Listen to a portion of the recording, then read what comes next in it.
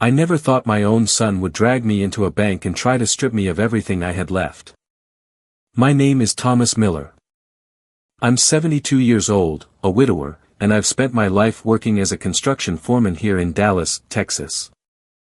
Every brick I laid, every beam I lifted, was to give my family a better future. My wife, God rest her soul, used to tell me I spoiled our son too much. Maybe she was right.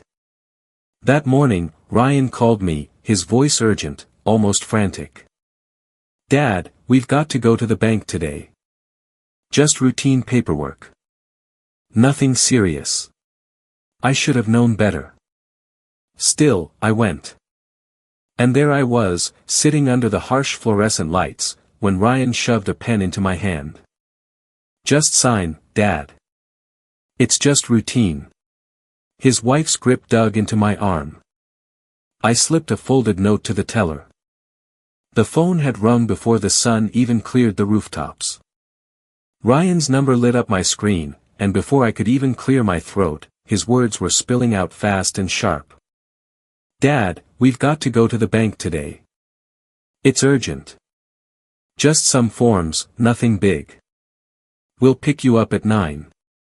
I wanted to tell him no. I wanted to say I had errands, that my knees ached too much for sitting around in some lobby. But the truth is, I've always found it hard to refuse my son. Even after 72 years of living, I still carried that soft spot. Maybe it was guilt. Maybe it was pride. Maybe it was the memory of promising my late wife I'd always look after him.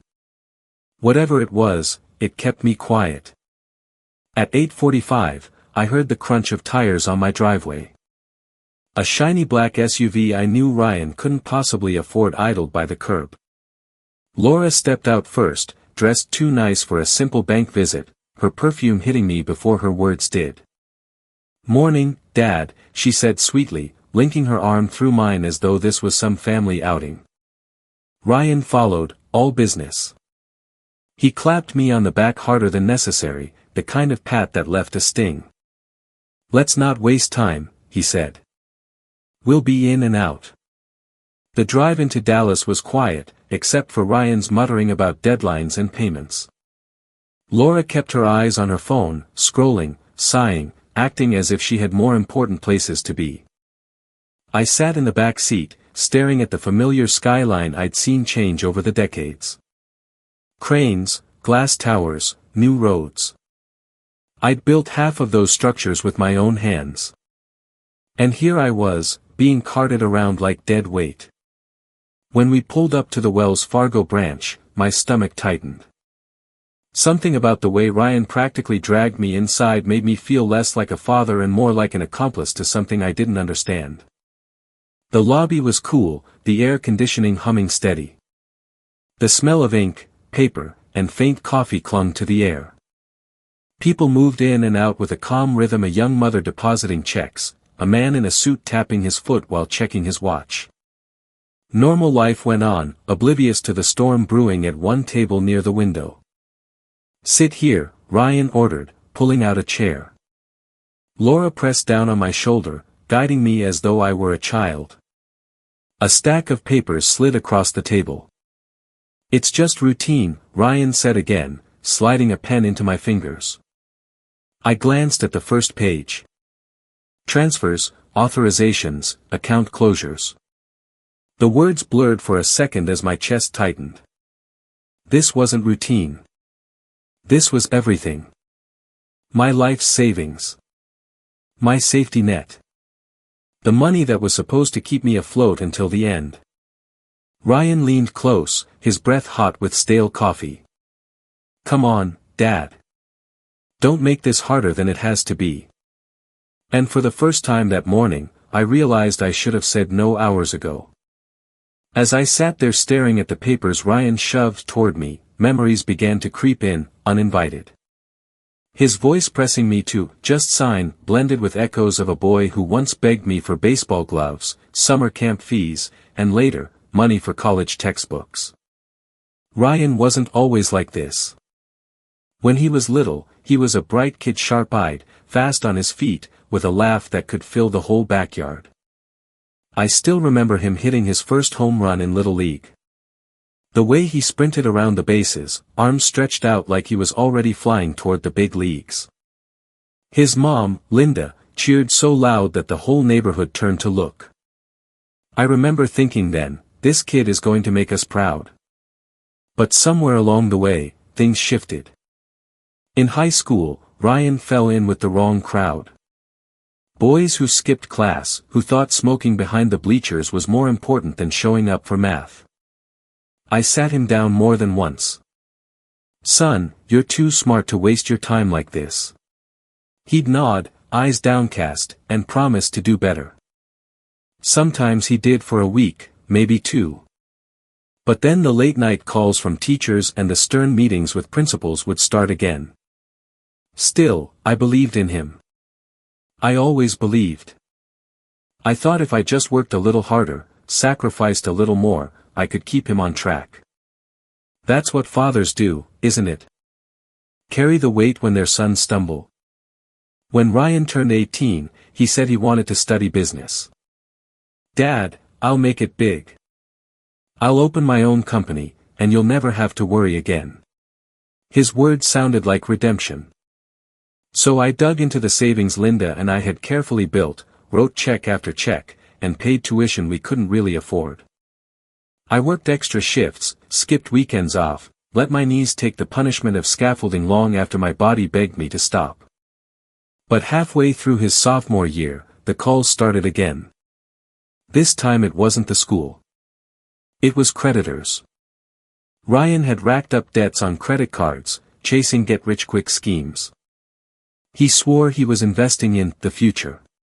I drained part of my retirement account to bail him out. "Just this once," I told him. He hugged me tight and promised he'd never let it happen again. But once became twice. Twice became habit. By the time he hit his late 20s, Ryan had cycled through 3 failed business ventures, each one funded in part by me.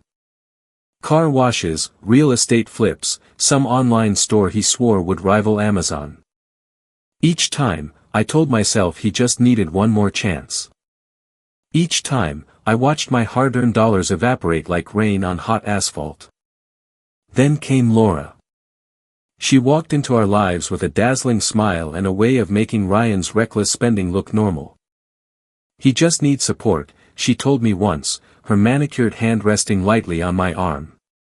"You're such a good father for helping him. Families stick together." I wanted to believe her. For a while, I did. When Sophie was born, all my defenses crumbled. Holding that tiny baby, my granddaughter, in my arms, I swore she would never lack for anything. But that promise, innocent as it felt, became the sharpest weapon Ryan ever used against me. Anytime I hesitated, he'd throw her name in the mix. "Dad, Sophie needs this. Don't you want her to have the best?" And so I paid. Over and over, I paid. For their rent when they couldn't make it. For their new car when the old one broke down. For the down payment on the house they swore was an investment. Now here I was, 72 years old, staring at papers that would drain the last of my savings. The boy who once ran the bases with pride was gone. In his place sat a man who looked me in the eye and saw nothing but a signature waiting to be stolen.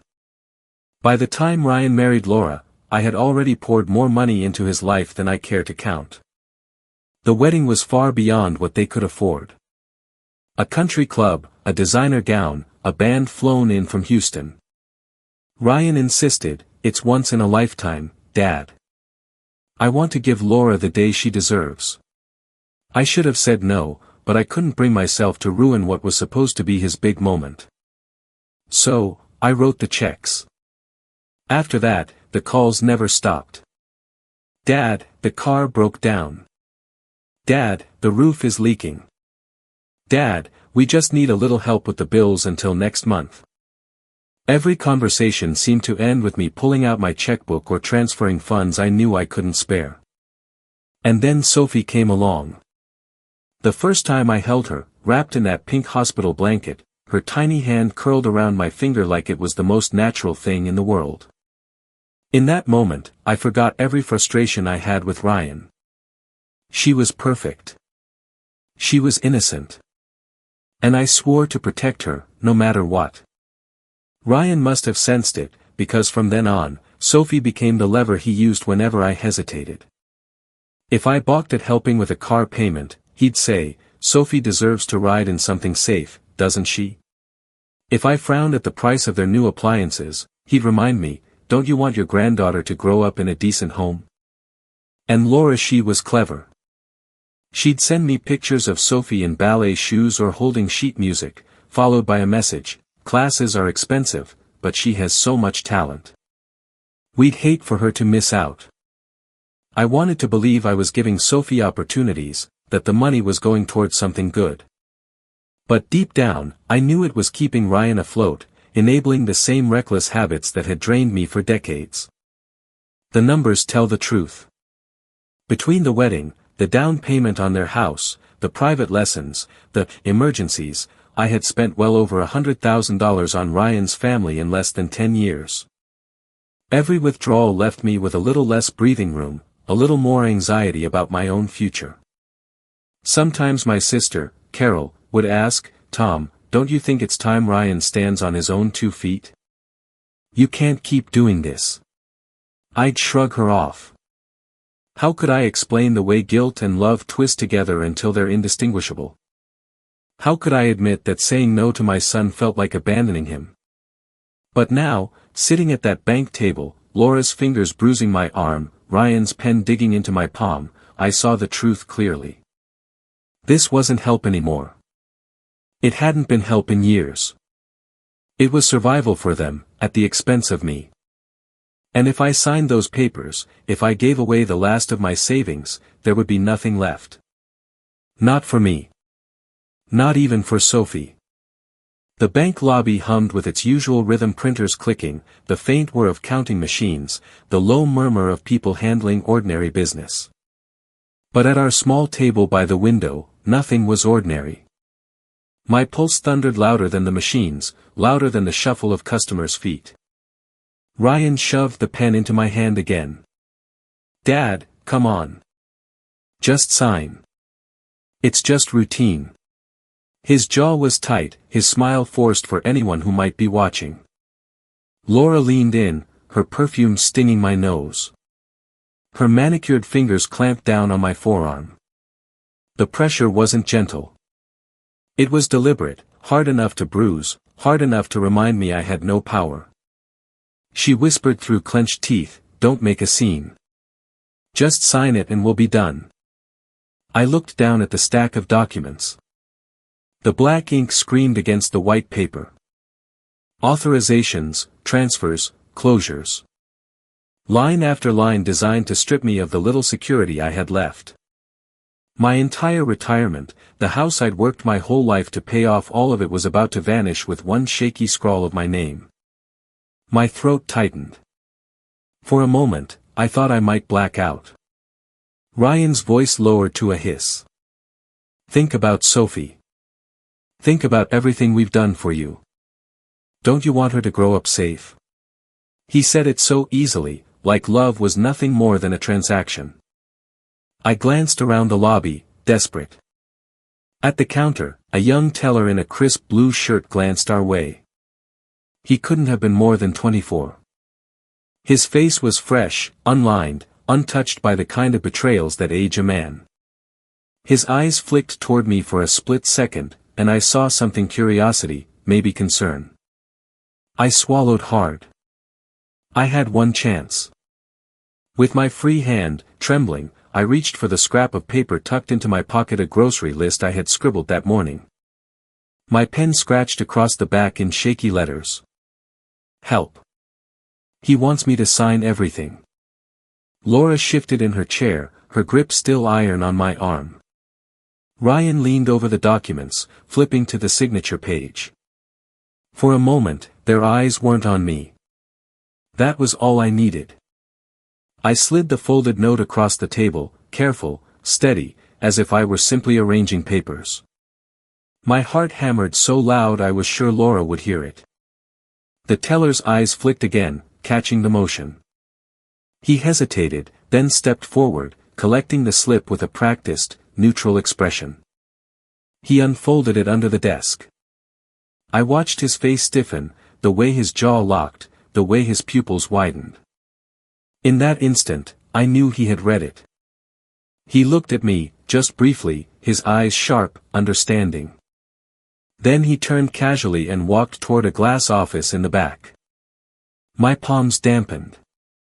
Every second stretched into an eternity. Ryan tapped the table impatiently. "Dad, what's taking so long? Just sign it."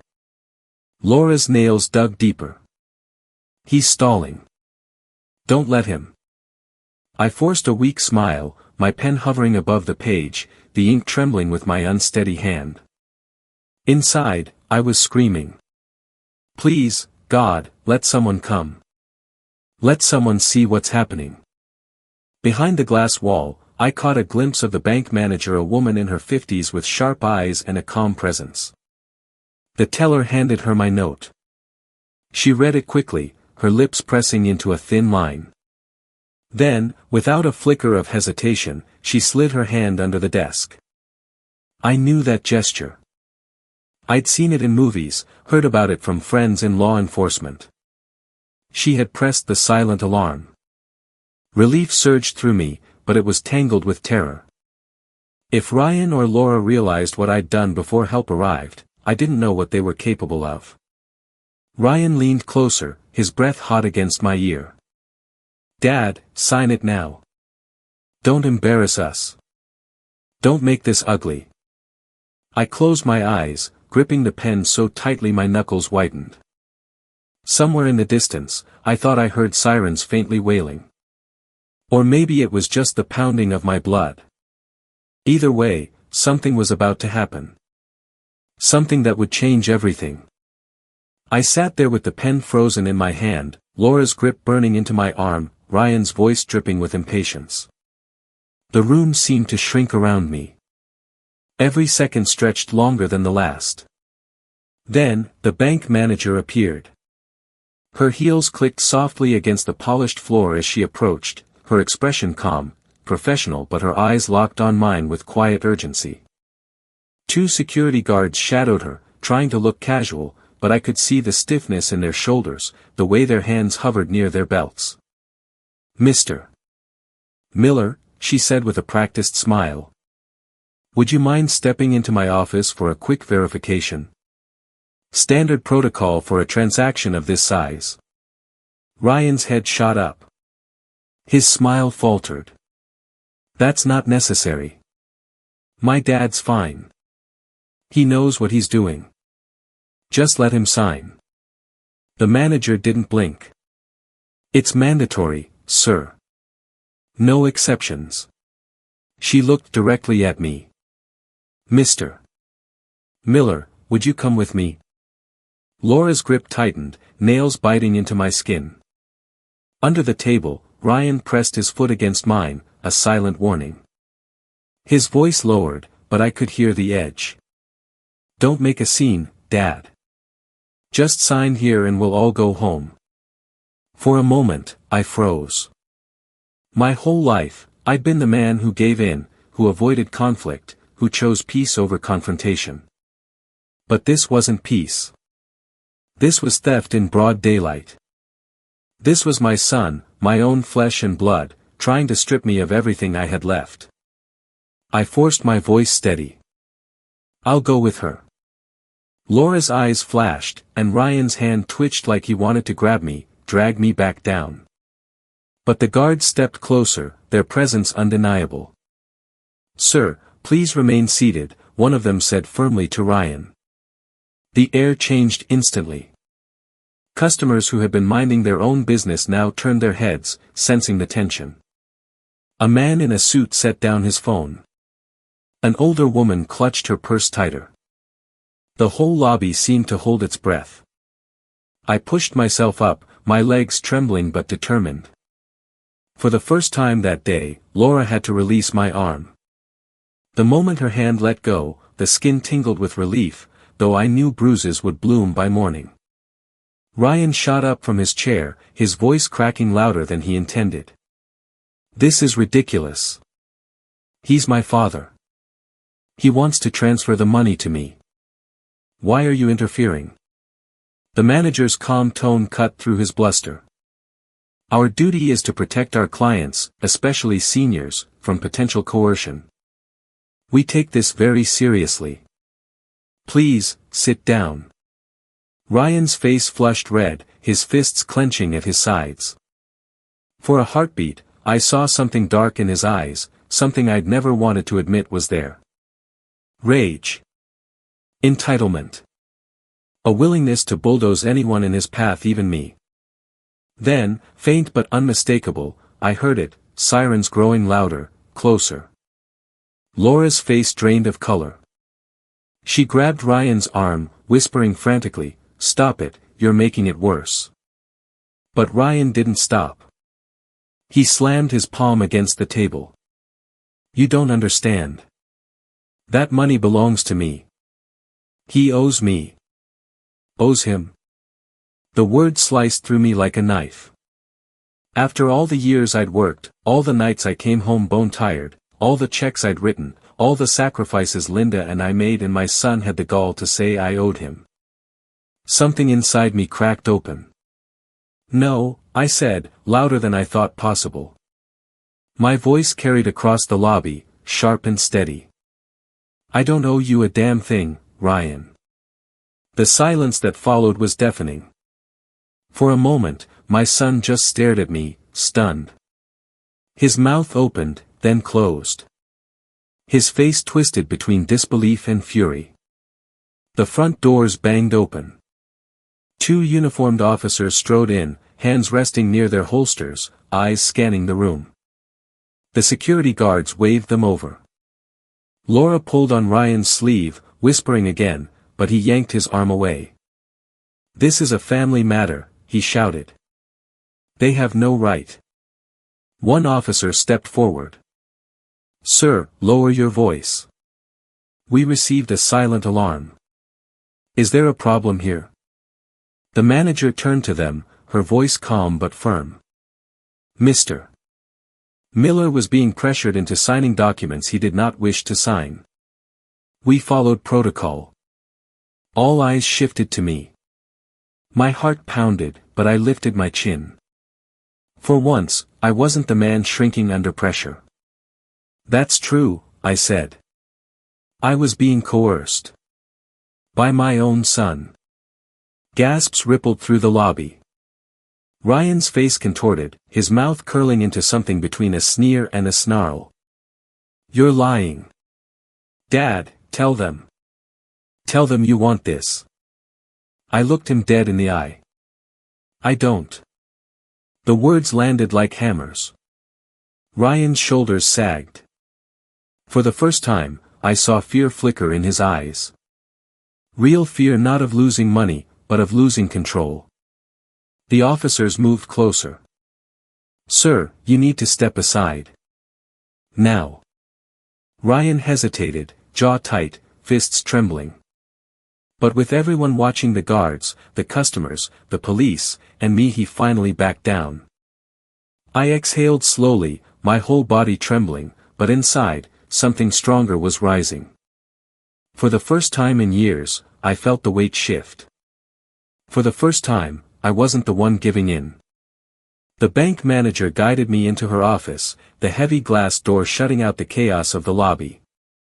For the first time all morning, I felt a thin barrier between me and Ryan's fury. I sank into a chair, my knees weak, my breath ragged. Mr. Miller, the manager said gently, her voice carrying both professionalism and compassion, you're safe here. Take your time.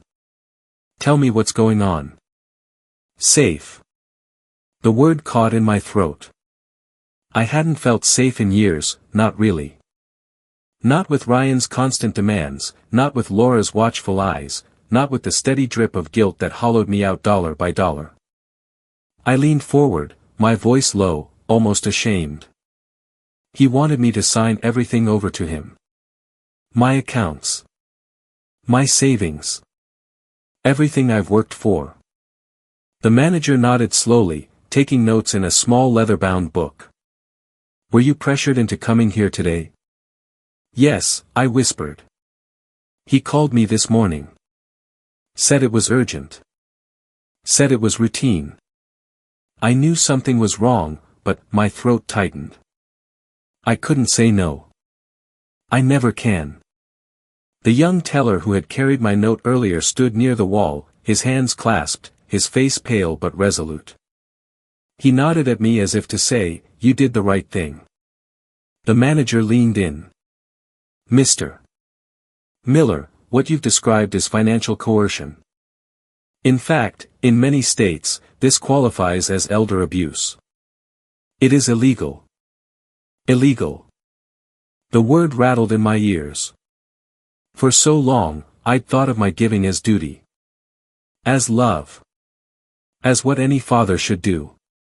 But hearing it framed as abuse as something that could carry legal weight made me sit up straighter.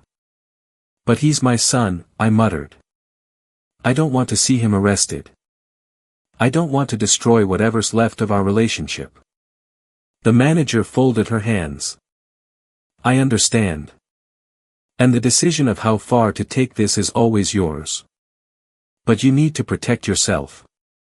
There are steps we can put in place today that will ensure no one, not even your son, can touch your money without your explicit consent." She slid a packet of papers toward me. "We can flag your accounts. Require in-person verification for all large transfers. Add extra security questions that only you can answer. And if you'd like, I can connect you with local senior protection services. They specialize in situations like this." I stared at the papers, the words swimming before my eyes. My hands shook, but not with fear this time. With possibility. For years, I had told myself this was my cross to bear, that Ryan's needs would always come before my own. But sitting here, with bruises forming on my arm and the echo of his threats still ringing in my ears, I finally saw the truth. If I signed away the last of my savings, I'd have nothing left. Not dignity. Not independence. Not even myself. I lifted my head. Yes. Let's do it. Put the protections in place. The manager smiled warmly. Good. That's the first step. As she worked, filling out forms and making calls, I let the words tumble out, years of resentment, guilt, exhaustion. I told her about the tuition I'd paid, the loans I'd covered, the house down payment I'd sacrificed my retirement for. I told her about Sophie, my granddaughter, and how Ryan used her as a weapon every time I hesitated. By the time I finished, I felt hollow but lighter, like someone had opened a window in a room that had been suffocating for decades. The manager handed me a final sheet to sign. "This will alert us to any attempt made without you here in person. You're not alone, Mr. Miller. We'll watch out for you." For the first time in years, I felt something stir inside me, something I thought I'd lost. Control. I signed my name, not to give my life away, but to take it back. When the manager finished, she stood and offered me her hand. "Remember, Mr. Miller," she said softly, "you're not powerless. You've taken back control." Her words echoed in my chest as she opened the office door. My legs wobbled, but I steadied myself. I wasn't just walking back into the lobby, I was walking into a reckoning. Ryan and Laura were waiting near the chairs, their faces tight with fury barely hidden behind forced smiles. The two police officers stood a few feet away, arms crossed, watching closely. A couple of customers lingered, whispering to each other, curious about the scene unfolding. Laura spotted me first. She plastered on a smile and hurried over, her voice syrupy sweet. "There you are, Dad. We were so worried. The manager probably confused you with all that paperwork. Let's just finish up so we can head home, okay?" Her hand reached for my arm again. This time, I pulled it back before she could touch me. The motion shocked even me. Ryan's eyes narrowed. "What did you tell them?" His voice was low, dangerous. I took a breath. My chest trembled, but my words came out clear. I told them the truth. Ryan glanced toward the manager, then the officers. His jaw flexed, a storm brewing in his face. "Dad," he hissed, "don't do this. Don't make this harder than it has to be. Just sign the papers." For decades, those words would have broken me. I would have folded, told myself it was easier to give in than to fight. But not anymore. "No," I said, my voice carrying across the lobby. The sound startled me strong, firm, not the shaky whisper I expected. Heads turned. Even the man in the suit near the counter froze mid-step. Ryan blinked, stunned. "What do you mean, no? After everything we've done for you, after all the times we've been there." I cut him off, louder this time. "You haven't been there for me. I've been there for you. I paid your tuition, your debts, your mortgage. I bought your wedding, your car, your house. Every dream you chased, I paid for it. And what did I get in return? More demands. More lies. More bruises on my arm." I pulled back my sleeve, revealing the faint red marks Laura's nails had left. Gasps rippled through the lobby. Laura's face drained of color. "It's not what it looks like." "It's exactly what it looks like," I said. My voice shook now, not with fear but with fury long buried. "I am not your bank account. I am not your safety net. I am your father. And you've treated me like a stranger you could rob in broad daylight." Ryan stepped closer, his fists clenching. One of the officers shifted immediately, his hand brushing his holster. "Sir," the officer warned, "back up." Ryan froze, rage blazing in his eyes. For a moment, I saw the little boy who once sprinted around the bases, full of joy and promise. But that boy was long gone, buried beneath years of entitlement. "You're going to regret this," Ryan spat. "You'll end up alone. Don't come crying to us when you can't pay your bills, when you're sick and no one's around to help you." The words were knives, designed to pierce the softest part of me, the fear of growing old, of dying without family at my side. But for once, the knives didn't land. I lifted my chin. I'd rather be alone with my dignity than surrounded by people who see me as nothing but a wallet. The silence that followed was heavy, final. Laura tugged on Ryan's arm. "Let's go," she muttered, her eyes darting to the officers, to the onlookers, to the manager who stood like a sentinel behind me. Ryan jerked his arm free, glaring at me one last time. "Fine. You've made your choice." He turned sharply, storming toward the doors. Laura scurried after him, her heels clicking frantically against the tile. The doors swung open, and just like that, they were gone. I stood rooted to the spot, my whole body trembling. The lobby seemed to exhale with me. One of the officers nodded approvingly. The manager placed a steady hand on my shoulder.